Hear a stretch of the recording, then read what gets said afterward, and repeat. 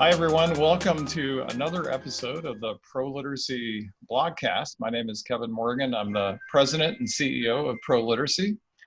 The mission of ProLiteracy is to change lives and communities through the power of literacy. Our guest today is David Rosen. David was executive director of the Adult Literacy Resource Institute at the University of Massachusetts in Boston, a Greater Boston Adult Education Professional Development and Training Center from 1986 to 2003. Since then, David has worked as an independent consultant and has recently provided education and evaluation services to World Education's Education Tech Center, Jobs for the Future on competency-based higher education, Turk as an evaluator of the Massachusetts SABES Adult Basic Education Mathematics Professional Development Center, and Essential Education, developing an online guide to blended learning for adult educators, as well as other articles on blended learning. He is the moderator of 2 U.S. Department of Education sponsored links communities of practice, integrating technology and program management. He's also co-moderator of adult educators using Facebook for education, as well as an online group focusing on competency-based, proficiency-based adult education. David also currently serves on the ProLiteracy Board of Directors. So David, welcome, and thanks for joining us today. Thanks, Kevin. That was a fine introduction. I of course, knew all those things, but it's been a while since I've heard them all. Absolutely. Well, you recently wrote an article for the spring 2020 issue of Adult Literacy Education, the International Journal of Literacy, Language, and Numeracy, titled Assessing and Teaching Adult Learners Basic and Advanced 21st Century Digital Literacy Skills. So one of the first questions I had today, I don't know if there's a pure definition, but when we talk about both basic and advanced literacy skills, is there a common definition, or is it pretty much still open to interpretation out there? Sure, that's a great question. So in adult basic skills education, I would say that basic digital literacy skills have been well defined. And now they are generally understood to include the following things: basic, really basic computer skills, such as including naming hardware parts, logging on, shutting down a computer, using a mouse and touchpad, being able to drag and drop, controlling audio output features, and other things like that. And then now, it's pretty standard as part of basic digital literacy skills to include basic internet skills. So things like using email, Windows 10 or Mac operating system. It sometimes includes basic knowledge or essential software skills such as word processing, spreadsheets, slide presentation software, and the like. And then sometimes basic digital literacy skills include basic social media skills, which most students do have pretty good grasp of, sometimes better than their teachers. Include information literacy skills, career search skills, and now more and more I'm seeing the skills and information that adult learners need to keep safe online. Then there's the more advanced skills, and that's a different story. These are open to interpretation. More broadly speaking, I would say that these are the skills needed to use technology in the solution of problems. And it's what the OECD Program for the International Assessment of Adult Competencies, also known as PIAC, calls problem solving in technology-rich environments. And they're also, I should add, defined by the student standards of the International Society of Technology Education, known as ISTE, which is increasingly being used in adult basic skills education as well. Yeah, and you mentioned PIAC, the whole concept of the ability to interact with technology. It seems like, and you mentioned this in your article, that even the entry-level jobs today, whether it's the service sector, the hospitality industry, manufacturing, um, you know, that technology plays a role even at the entry-level worker, or if it doesn't, it soon will. Mhm. Yeah, I think all evidence indicates that this is going to be the case, that actually currently jobs require digital literacy skills. And I'll give you a couple of examples. And these are familiar to most of us. The workers who deliver things to us during the pandemic and even before all carry digital devices. And they use this for inventory control and to communicate that they've fulfilled their deliveries. Um, that's pretty common, almost universal from what I have seen. Then big, let's say adult learners who are applying for jobs. These jobs are mostly now online. And during the pandemic, I've even seen a new development that many companies have eliminated the in-person job interview for obvious reasons. Sure. And instead, the applicant is required to answer a set of questions, but to do it by creating a video. Now, that's new. It means that people need to have not only ordinary digital literacy skills that we've all been familiar with, but they need to be able to create a video for their interview. Wow, that's things are changing quickly. They are. Yeah. You cite the need to challenge the adult literacy education field to expand its view of digital literacy. The COVID-19 pandemic, which you mentioned, has really pushed adult literacy programs and students into remote learning options, which often include a digital education component. Do you think that COVID-19 will be the tipping point for the field with regards to expanding its view of digital literacy? I do, absolutely do. And like everyone else, I had not necessarily anticipated this, but I feel very confident that there's no going back to the old normal. The new normal, as some people refer to it, once the pandemic or is under control, will include both in-person and remote or virtual or online learning, because teachers have discovered that some things are better and easier to do online. And students have discovered this as well. And students have discovered the convenience of not having to travel long hours to classes, as well as some other enjoyable features of remote or distance learning. For example, online teacher office hours, peer learning through social media learning groups such as Facebook or WhatsApp, for example, and engaging instructional online videos.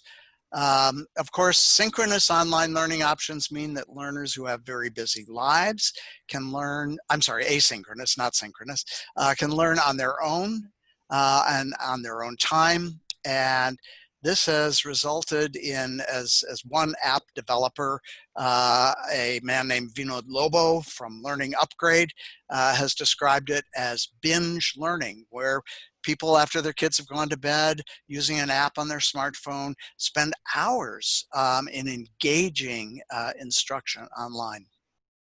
Yeah. The pandemic has also demonstrated to adult education instructors, and I should also add program managers, the importance of preparing every adult learner with strong digital literacy skills that will enable them, when it's necessary, to learn entirely in an online or virtual environment. That's terrific. Well, your article contains a lot of great resources, and it's divided into three categories: standards for defining digital literacy, accessing digital literacy skills, and providing digital literacy instruction. Can you provide an overview of each of these categories and the role that they play? Yeah, sure. They're all related, by the way. It starts with standards. They're important because they describe the competencies that employers, adult basic education instructors, higher education or occupational training instructors, and government agencies expect of adults. For example, the North Star digital literacy standards that, by the way, if you want to take a look at them, are available on their website, digitalliteracyassessment.org. They cover the basic digital literacy skills. It's a tongue twister, very well. And they also now include some of the more advanced digital literacy skills, and that's the direction I think they're going over the next few years. The ISTE standards that I mentioned already fully describe the more advanced digital literacy skills. So this is really where we start. Then you asked about digital literacy skills assessments. So some of these are free and some of them are proprietary or commercial, and they're designed to determine whether or not somebody has these skills, or in some cases, which ones they have and which ones they need to learn how to demonstrate because they lack them now, and the assessment shows that. Typically, these are built on the digital literacy standards in every case that I know of. The standards come first, then the assessments. And then finally, the instruction grows out of the assessments, or is at least aligned to those assessments. And they are the ways that teachers can help learners acquire those skills that are lacking as shown by the assessments. So I guess this this next question is equivalent to where's my flying car, where the technology has been promised for so long that people start to wonder if it'll ever be here. But you know, technology really just in the last decade, education technology has come a long way. It wasn't that long ago that we were dealing with floppy disk. But how do you think things like artificial intelligence, virtual reality, other emerging technologies will impact digital literacy skills and adult literacy education over the next 5 or 10 years? Well, this is a hard question to answer. I would be a futurist if I knew the answer, and even futurists don't always know the answer. I'm going to try to answer specifically in terms of artificial intelligence. And by the way, and I think you may have participated in this on links, I did a week-long discussion, I think last year, with some top people in the country who are experts in artificial intelligence. And from that, I must say, I learned a great deal about what the state of the art is in education. So what I'm going to tell you now is what I learned from those experts. And it's basically that we have high hopes for what artificial intelligence is going to be able to bring us. But so far, these hopes have not been realized. Except to some extent in the realm of assessments, particularly formal assessments. So some assessments, for example, are graded by computer now, and they are almost universally more reliable than human beings. That's important. A lot of people don't realize that. They say, oh, it's graded by a computer, that can't be any good. Well, in fact, there's a lot of research that shows it's actually more reliable. And of course, they're faster to grade, providing immediate results to the test taker.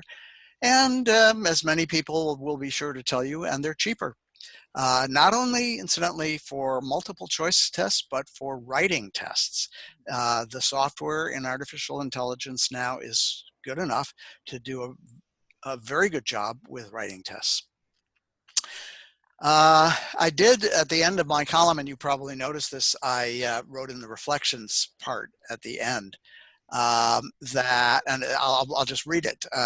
There may be some significant potential in the years ahead as technology problem-solving simulations are developed, perhaps made more robust with artificial intelligence and virtual reality applications, and as new formative and summative assessments are developed for the more complicated and contextualized problem-solving tasks that benefit from the use of digital technology. So it's pretty clear that I believe that artificial intelligence is going to help instructional designers to create some important applications. The area where I think we can make the greatest progress is in what are often called auto tutoring programs. For some areas of teaching and learning that I think could be better than what most instructors, I won't say all, but that most instructors can do now. And I think they will be more engaging. However, I want to point out that isn't to say that good teachers are going to be irrelevant, just that they may be helping learners in different important ways. For the time being, at least, the best that artificial intelligence can do, from what I've seen, is to create tools that accompany a teacher. So they're designed to be part of what a teacher organizes for instruction. I'll give you an example of these. One in adult literacy education is called Auto Tutor, and it was developed at the University of Memphis in Tennessee.